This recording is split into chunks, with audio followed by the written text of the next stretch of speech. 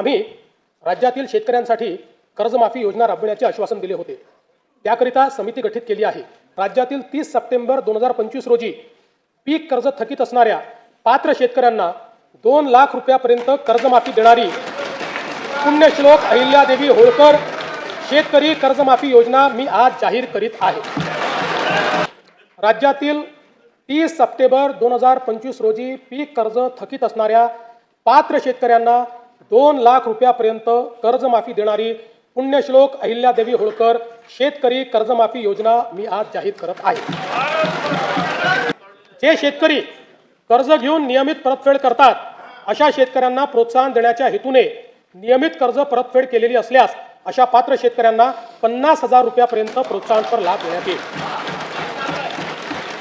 कर्जमाफी तसेच प्रोत्साहनपर लाभ देण्याबरोबर कोकणाला हे जास्त महत्त्वाचं आहे, कारण कोकणातले लोक सगळे कर्ज परत करतात। कर्जमाफी तसेच प्रोत्साहनपर लाभ देण्याबरोबरच राज्यातील बँकिंग यंत्रणा सक्षम असावी यासाठी समितीच्या शिफारसीतील निकषानुसार निर्णय घेण्यात येईल। शेतकरी वारंवार कर्जबाजारी न होता त्याला कायमस्वरूपी कर्जमुक्त करण्याचा शासनाचा संकल्प असून याबाबत समितीच्या शिफारसी अनुसार दीर्घकालीन उपाययोजना करण्यात येत आहेत।